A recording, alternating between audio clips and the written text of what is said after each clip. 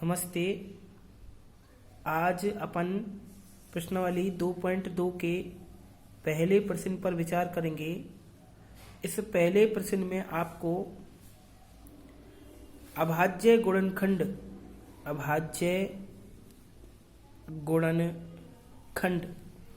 इस अभाज्य गुणनखंड विधि के उपयोग से आपको किसी संख्या के अभाज्य गुणनखंड करना बताया गया है। अब यहाँ पर आता है अभाज्य संख्या। तो अभाज्य संख्या क्या है? जो संख्या स्वयं और एक के अलावा अन्य किसी से विभाजित नहीं होती, ऐसी संख्या अभाज्य संख्या है। जो संख्या स्वयं और एक के अलावा अन्य किसी से विभाजित नहीं होती, ऐसी संख्या अभाज्य संख्या है। अब यहाँ पर सबसे छोटी अभाज्य संख्या 2 है, 2 के बाद 3 है, 3 के बाद 5 है, 7 है, 11 है, 13 है, 17 है, 19 है, 23 है। ये सभी संख्या आगे तक अभाज्य संख्या है। यानी कि किसी संख्या को भाग देने से पहले अभाज्य गुणनखंड विधि से भाग देते समय उसमें सबसे पहले 2 का भाग देते हैं, 2 से नहीं जाता तो 3 से देते हैं, 3 से नहीं जाता तो 5 से देते हैं। कहने का तात्पर्य है कि यही क्रम उस गुणनखंडों का रहेगा, अभाज्य गुणनखंडों का यही क्रम रहेगा। कई बार ऐसा होता है कि जैसे 16 संख्या है, इस 16 का गुणनखंड करना है तो कई बार बच्चे इसको 4 से विभाजित करने लग जाते हैं। तो ये तरीका गलत है। सबसे पहले 16 को 2 से ही विभाजित करना है, क्योंकि सबसे छोटी संख्या 2 है और 16 2 से पूरी बार विभाजित हो रहा है। क्योंकि 4 अभाज्य संख्या नहीं है, 4 भाज्य संख्या है, इसलिए भाज्य संख्या से कभी भी भाग गुणनखंड में अभाज्य गुणनखंड करते समय नहीं देते, क्योंकि नाम ही उसका अभाज्य गुणनखंड है और 4 भाज्य संख्या है, जबकि 2 सबसे छोटी अभाज्य संख्या, इसलिए 16 2 से विभाजित हो सकता है, तो इसलिए 16 को 2 से ही देना है। अभी इसके दूसरे प्रश्न पर विचार करते हैं। 245 में इकाई अंक 5 है। 5 को अपन 3 से विभाजित करके देखते हैं, क्योंकि 2 से जाएगा नहीं, इकाई अंक 5 है, इसलिए अपन 3 से देखेंगे। 3 तिया 9, 3 एकम 3 और 3 पंजे 15। फिर 3 से 3 एकम 3 0 और 3 पंजे 15। फिर ये 3 से नहीं जाएगा, 5 से जाएगा। अब भी 3 से चला जाएगा। 3 तिया 9 और 3 पंजे 15। फिर 5 से और फिर ये अंतिम 7 से, यानी कि 945 के गुणनखंड 3 इंटू 3 इंटू 3 इंटू 5 इंटू 7, अर्थात 3 की घात 3 इंटू 5 की घात 1 और 7 की घात 1। यह इसके अभाज्य गुणनखंडों के क्रम है। इसके अलावा एक और प्रश्न, इसका 5वां, 20,570। इस 20,570 को 2 से विभाजित करके देखते हैं। 0 2 दूनी 4 और फिर इसमें 2 अट्ठे 16, 2 पंजे 10। फिर 2 से 2 5 10, 2 एकम 2। गलती से हो गया था, क्योंकि इकाई अंक 5 है, इसका मतलब इसमें नहीं जाएगा। अभी अपन ने जब 2 से देखा था तो अपन जब भाग देते इसमें तो आगे यहाँ जाकर अटक जाती, इसलिए ये 2 से नहीं जाएगा। चूंकि इकाई अंक 5 है, ये 3 से भी नहीं जाएगा, तो ये 5 से जाएगा। 5 दूनी 10, इसमें गया 0 बार।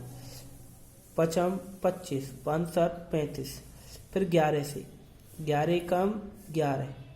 फिर 11 यानी कि 9 बचे, 9 को इसमें लगा दिया तो 11 8 88 बजे कितने 7, 11 7 77। फिर 11 से, 11 एकम 11 और 11 7 77। अब ये 17 से ही जाएगा, यानी कि इसका जो ये 20,570 है, इसके गुणनखंड 2 की घात 1, 5 की घात 1, 11 की घात 2 और 17 की घात 1, यह इसके गुणनखंड है। तो आगे के सारे प्रश्न ऐसे ही होंगे। आशा करता हूं कि आप उनको अब प्रश्न करने में सक्षम होंगे। अभी आपके सामने एक प्रश्न है, इसका जो दूसरा प्रश्न था, निम्न परिमेय संख्याओं के निम्न पूर्णांकों का HCF व LCM ज्ञात कीजिए और प्रदर्शित कीजिए कि HCF गुणा LCM बराबर दो संख्याओं का गुणनफल। चूंकि HCF के बारे में मैं आपको बता चुका हूं, LCM क्या है ये HCF LCM?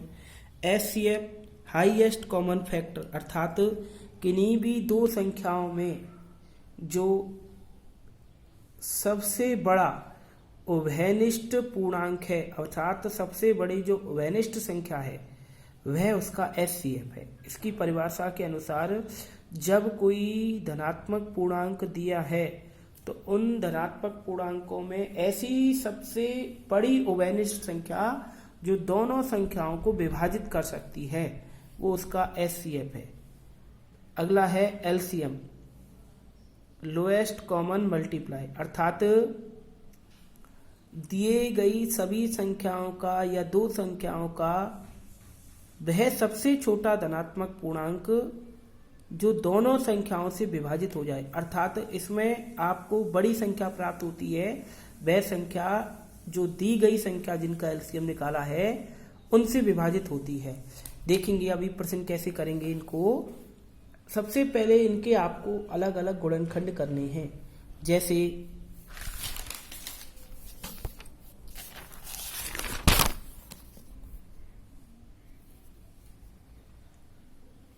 ये 336 है, इस 336 का गुणनखंड आपने करना है 2 से 168, 2 से 84, फिर 2 से 42, फिर 2 से 21, फिर 3 से 7, फिर 7 से 1, ऐसे ही 54,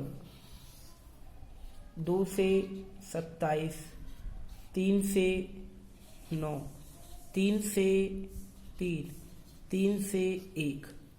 अभी आपको यहाँ पर HCF निकालना है। HCF निकालते समय आपको उभयनिष्ठ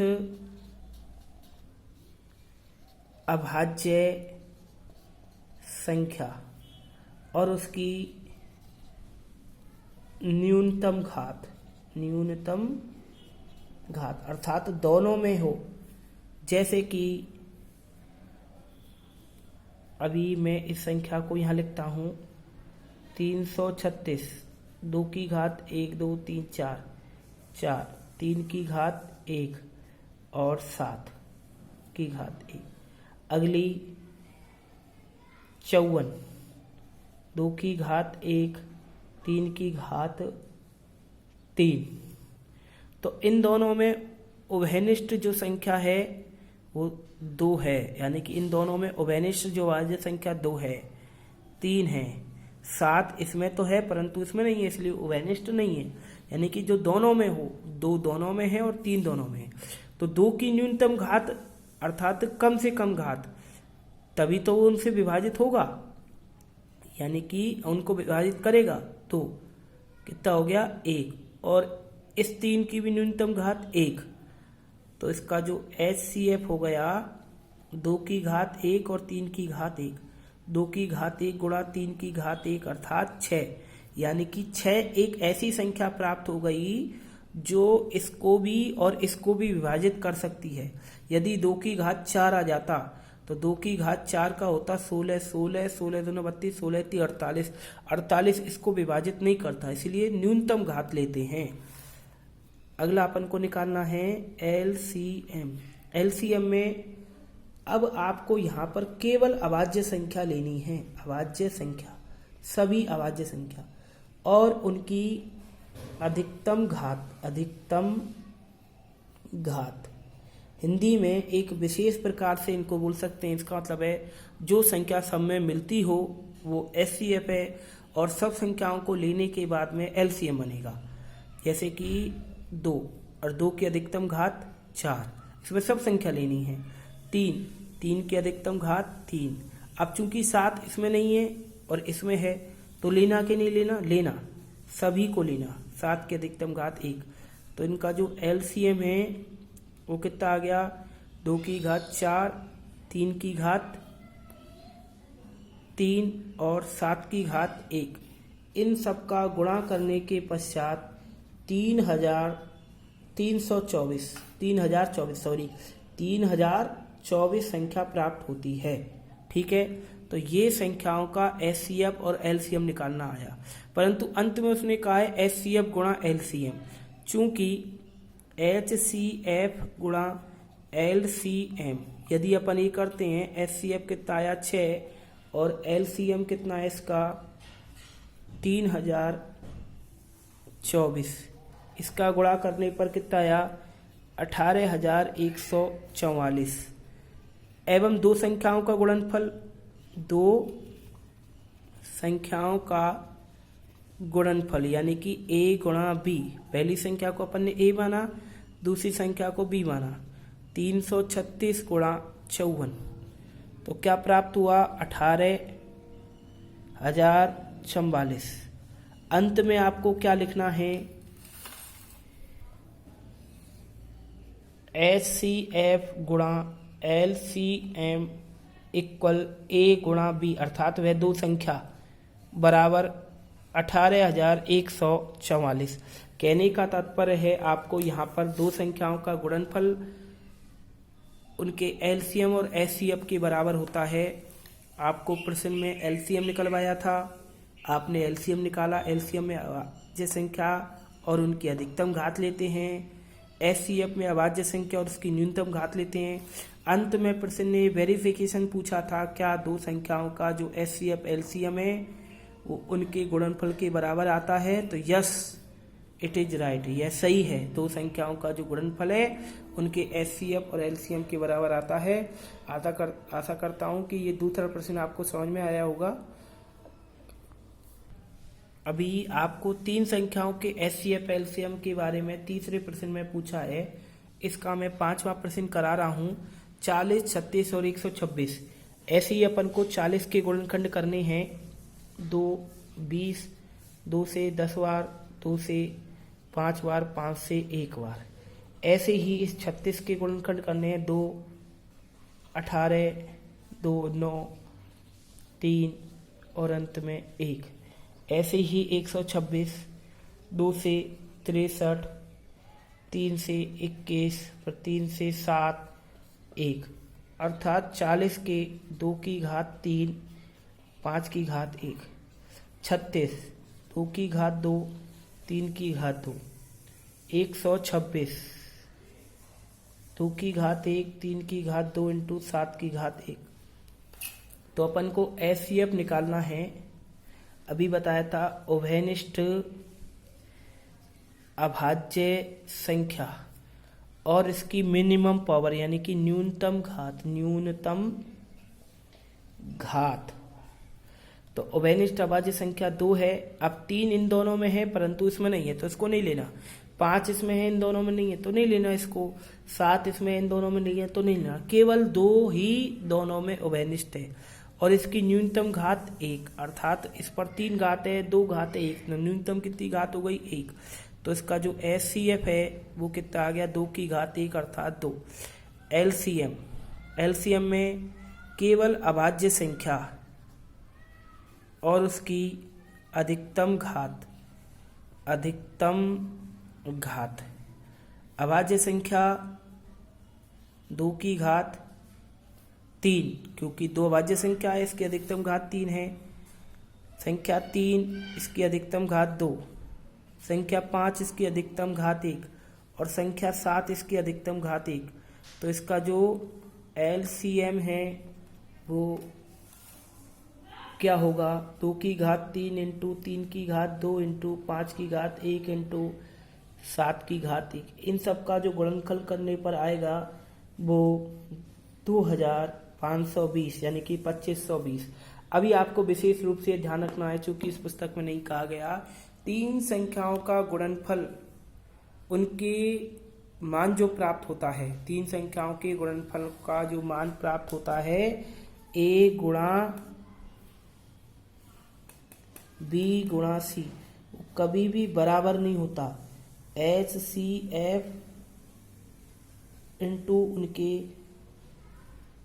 एलसीएम की, यानी तीन संख्याओं का गुणनफल कभी भी उनके एलसीएम और एचसीएफ के बराबर नहीं होता। अभी सभी इस प्रश्न का एचसीएफ एलसीएम निकालने के बाद में इनका गुणा करके देखोगे, उन तीन संख्या को गुणा करके देखोगे तो ये कभी भी बराबर नहीं आएगा। ऐसा इसलिए होता है क्योंकि बीच वाली संख्या में एक गुणनखंड भरने के कारण वह संख्या सभी संख्याओं से बैलेंस डिवाइड नहीं होती है, इसलिए तीन संख्याओं का जो गुणनफल है उनके एचसीएफ और एलसीएम के बराबर नहीं होगा। अभी इसके बाद में आपको एक चौथा और पांचवा प्रश्न दिया है। चौथे प्रश्न में आपको एक खेल के मैदान में दो व्यक्ति चक्कर लगा रहे हैं। रमन और दूसरी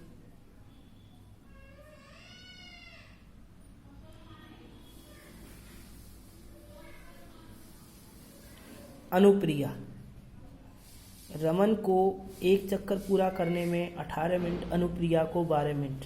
और इस प्रश्न में पूछा है बताइए कि दोनों एक ही समय में एक ही स्थान से चलना प्रारंभ करें, एक ही दिशा में जाएं तो कितने समय पश्चात मिलेंगे।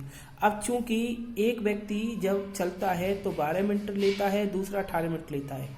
जब इनके चक्करों की कैलकुलेट की जाएगा तो इसके एक चक्कर 18 मिनट में, दूसरा चक्कर 36 मिनट में, तीसरा चक्कर 54 मिनट में, इसका एक चक्कर 12 मिनट में, दूसरा 24 मिनट में, तीसरा 36 मिनट में।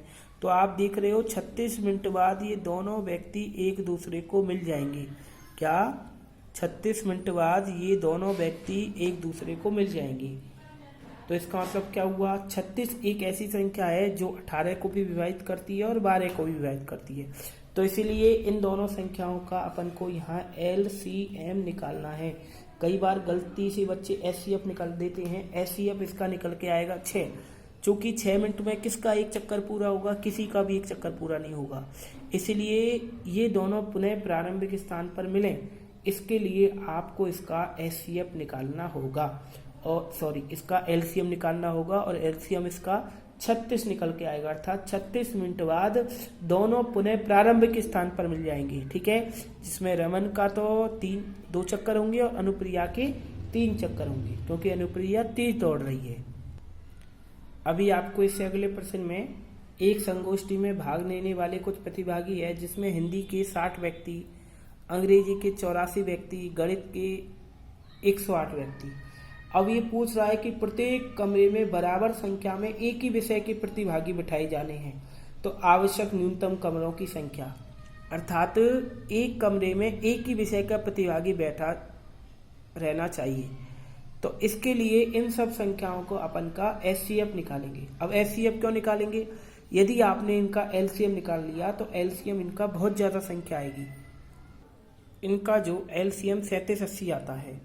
अब चूंकि 3780 तो व्यक्ति ही नहीं है, तो एक कमरे में इतने सारे व्यक्ति कैसे आएंगे, तो फिर विचार करना पड़ेगा। फिर इसका अपन को एचसीएफ ही निकालना पड़ेगा। कई बार बच्चे गलती से इनका एलसीएम निकाल देते हैं, क्योंकि उसने कहा है इन सभी संख्याओं में से प्रत्येक कमरे में बराबर संख्या में, सब में से बराबर संख्या हो, और सब में से जो बराबर संख्या हो यानी कि सब में से जो मिलती है वो क्या है। अभी इससे पहले प्रश्न होता है जो सब में मिलती है वो इसका एचसीएफ होगा, और एचसीएफ इसका जो निकल के आएगा वो 12 आएगा। तो आवश्यक न्यूनतम कमरों की, एक कमरे में बैठे जाने वाले प्रतिभागियों की संख्या हो गई 12। अब लेकिन उसने पूछा है न्यूनतम कमरों की संख्या, तो इन सभी संख्याओं को जोड़कर यानी कि इनका जो मान आएगा 252, 12 का भाग देंगे तो 21 कमरे, यानी कि आवश्यक न्यूनतम कमरों की संख्या 21 होगी। तो ऐसे इस प्रश्न को अपन करेंगे। आज अपनी 2.2 एक्सरसाइज के मैंने कुछ क्वेश्चन आपको करके भेजे हैं। हो सकता है आपको इसमें से कोई प्रश्न में परेशानी हो तो व्यक्तिगत कमेंट्स के माध्यम से मुझसे पूछ सकते हैं। नमस्कार।